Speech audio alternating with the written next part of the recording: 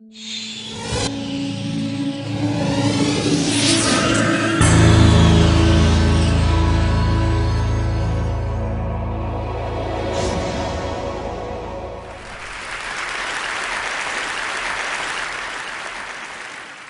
it's 1995.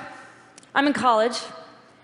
And a friend and I go on a road trip from Providence, Rhode Island to Portland, Oregon. And you know, we're young and unemployed, so we do the whole thing on back roads, through state parks and national forests, basically the longest route we can possibly take. And somewhere in the middle of South Dakota, I turn to my friend and I ask her a question that's been bothering me for 2,000 miles. What's up with the Chinese character I keep seeing by the side of the road? My friend looks at me totally blankly. There's actually a gentleman in the front row who's doing a perfect imitation of her look. And I'm like, you know, all the signs we keep seeing with the Chinese character on them. She just stares at me for a few moments. And then she cracks up, because she figures out what I'm talking about. And what I'm talking about is this.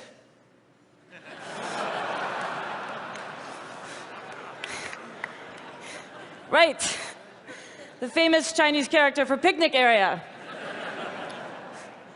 I have spent the last 5 years of my life thinking about situations exactly like this. Why we sometimes misunderstand the signs around us, and how we behave when that happens, and what all of this can tell us about human nature.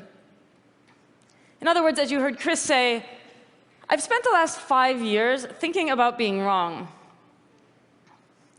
This might strike you as a strange career move, but it actually has one great advantage: no job competition. In fact, most of us do everything we can to avoid thinking about being wrong, or at least to avoid thinking about the possibility that we ourselves are wrong. You know, we get it in the abstract. We all know everybody in this room makes mistakes. The human species in general is fallible. Okay, fine. But when it comes down to me right now, to all the beliefs I hold here in the present tense, suddenly all of this abstract appreciation of fallibility goes out the window. And I can't actually think of anything I'm wrong about. And the thing is, you know, the present tense is where we live. We go to meetings in the present tense.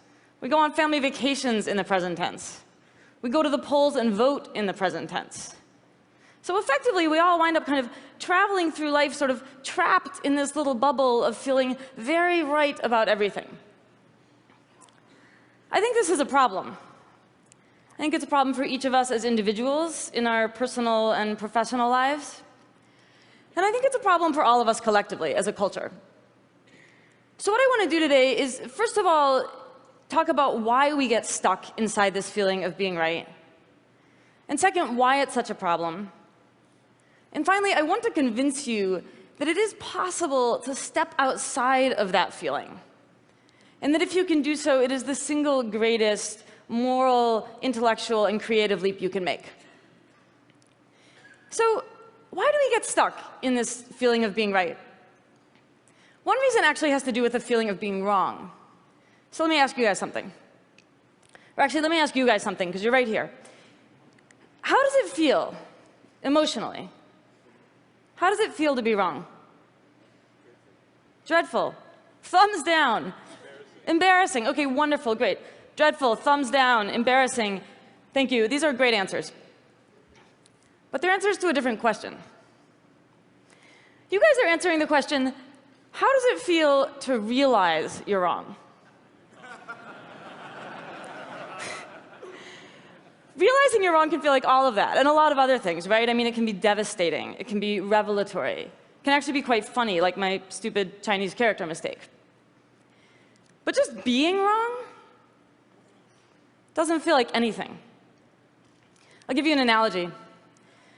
You remember that Looney Tunes cartoon where there's this kind of pathetic coyote who's always chasing and never catching a roadrunner? In pretty much every episode of this cartoon, there's a moment where the coyote is chasing the roadrunner, and the roadrunner runs off a cliff, which is fine. He's a bird. He can fly. But the thing is, the coyote runs off the cliff right after him. And what's funny, at least if you're 6 years old, is that the coyote's totally fine too. He just keeps running. Right up until the moment that he looks down and realizes that he's in midair. That's when he falls. When we're wrong about something, not when we realize it, but before that, we're like that coyote after he's gone off the cliff and before he looks down. We're already wrong. We're already in trouble. But we feel like we're on solid ground. So I should actually correct something I said a moment ago. It does feel like something to be wrong.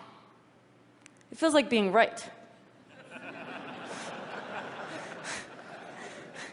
So this is one reason, a structural reason, why we get stuck inside this feeling of rightness. I call this error blindness.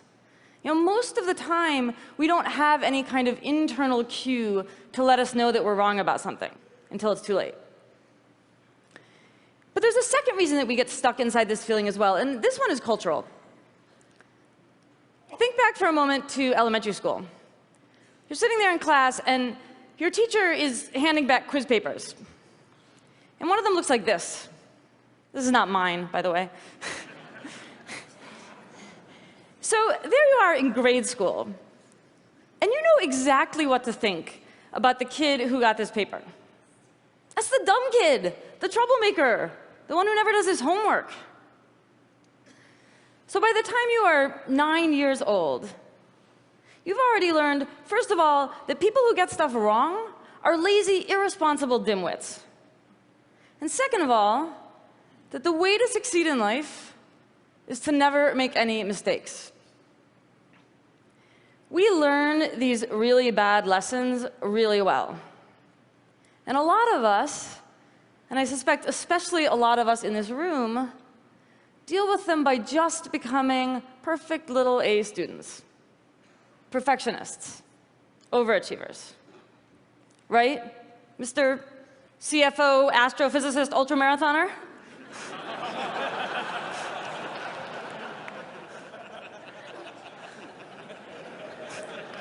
You're all CFO, astrophysicist, ultramarathoners, it turns out. Okay, so fine, right? Except that then we freak out at the possibility that we've gotten something wrong. Because according to this, getting something wrong means there's something wrong with us. So we just insist that we're right, because it makes us feel smart and responsible and virtuous and safe. So let me tell you a story. A couple of years ago, a woman comes into Beth Israel Deaconess Medical Center for a surgery. Beth Israel's in Boston. It's the teaching hospital for Harvard, one of the best hospitals in the country. So this woman comes in, and she's taken into the operating room. She's anesthetized. The surgeon does his thing, stitches her back up, sends her out to the recovery room. Everything seems to have gone fine. And she wakes up, and she looks down at herself, and she says, "Why is the wrong side of my body in bandages?" Well, the wrong side of her body is in bandages because the surgeon has performed a major operation on her left leg instead of her right one. When the vice president for healthcare quality at Beth Israel spoke about this incident, he said something very interesting. He said, for whatever reason, the surgeon simply felt that he was on the correct side of the patient. The point of this story is that trusting too much in the feeling of being on the correct side of anything can be very dangerous. This internal sense of rightness that we all experience so often is not a reliable guide to what is actually going on in the external world. And when we act like it is, and we stop entertaining the possibility that we could be wrong, well, that's when we wind up doing things like dumping 200 million gallons of oil into the Gulf of Mexico, or torpedoing the global economy. So this is a huge practical problem. But it's also a huge social problem. Think for a moment about what it means to feel right. It means that you think that your beliefs just perfectly reflect reality. And when you feel that way, you've got a problem to solve, which is, how are you going to explain all of those people who disagree with you? It turns out most of us explain those people the same way, by resorting to a series of unfortunate assumptions. The first thing we usually do when someone disagrees with us is we just assume they're ignorant. They don't have access to the same information that we do, and when we generously share that information with them, they're going to see the light and come on over to our team. When that doesn't work, when it turns out those people have all the same facts that we do and they still disagree with us, then we move on to a second assumption, which is that they're idiots. They have all the right pieces of the puzzle, and they are too moronic to put them together correctly. And when that doesn't work, when it turns out that people who disagree with us have all the same facts we do and are actually pretty smart, then we move on to a third assumption. They know the truth, and they are deliberately distorting it for their own malevolent purposes. So this is a catastrophe. This attachment to our own rightness keeps us from preventing mistakes when we absolutely need to, and causes us to treat each other terribly. But to me, what's most baffling and most tragic about this is that it misses the whole point of being human. It's like we want to imagine that our minds are just these perfectly translucent windows, and we just kind of gaze out of them and describe the world as it unfolds. And we want everybody else to gaze out of the same window and see the exact same thing. That is not true, and if it were, life would be incredibly boring. The miracle of your mind isn't that you can see the world as it is. It's that you can see the world as it isn't. We can remember the past, and we can think about the future, and we can imagine what it's like to be some other person in some other place. And we all do this a little differently, which is why we can all look up at the same night sky and see this, and also this, and also this. And yeah, it is also why we get things wrong. 1,200 years before Descartes said his famous thing about "I think, therefore I am," this guy, St. Augustine, sat down and wrote, "Fallor ergo sum." I err, therefore I am. Augustine understood that our capacity to screw up, it's not some kind of embarrassing defect in the human system, something we can eradicate or overcome. It's totally fundamental to who we are. Because unlike God, we don't really know what's going on out there. And unlike all of the other animals, we are obsessed with trying to figure it out. To me, this obsession is the source and root of all of our productivity and creativity. Last year, for various reasons, I found myself listening to a lot of episodes of the public radio show, This American Life. I'm sure a lot of you know it. And so I'm listening, and at some point, I start feeling like all the stories are about being wrong. And my first thought was, I've lost it. I've become the crazy wrongness lady. I just imagine it everywhere, which has happened. But a couple of months later, I actually had a chance to interview Ira Glass, who's the host of the show. And I mentioned this to him, and he was like, no, actually, that's true. In fact, he says, as a staff, we joke that every single episode of our show has the same crypto theme. And the crypto theme is, I thought this one thing was going to happen, and something else happened instead.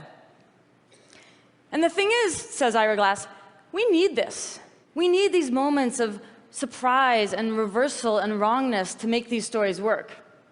And for the rest of us, as audience members, as listeners, as readers, we eat this stuff up. We love things like plot twists and red herrings and surprise endings.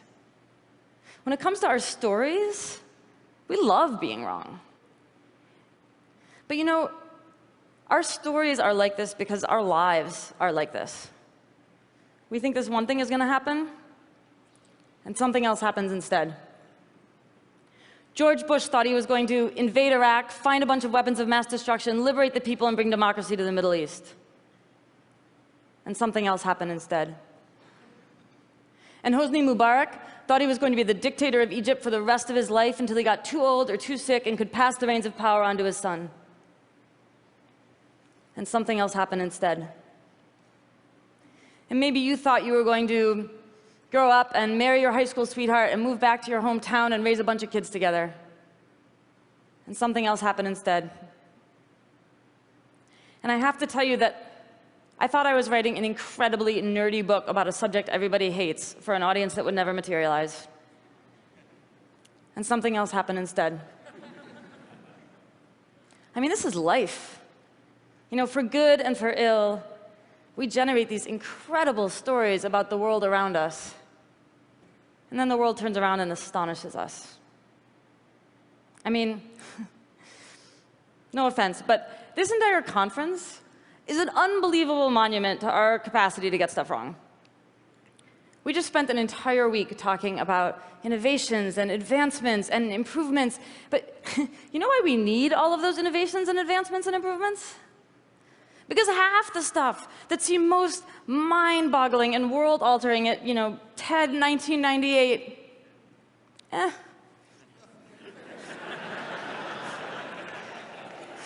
didn't really work out that way, did it?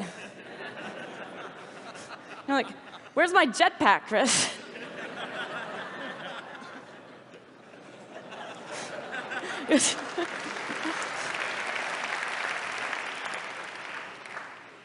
So here we are again.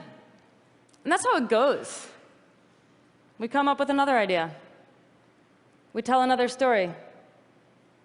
We hold another conference.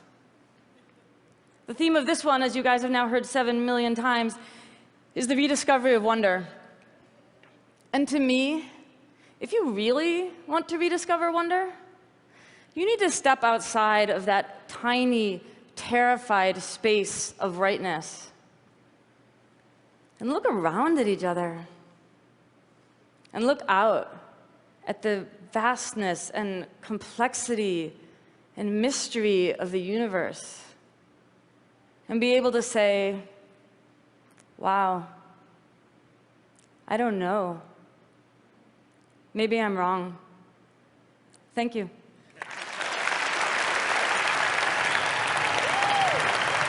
Thank you, guys.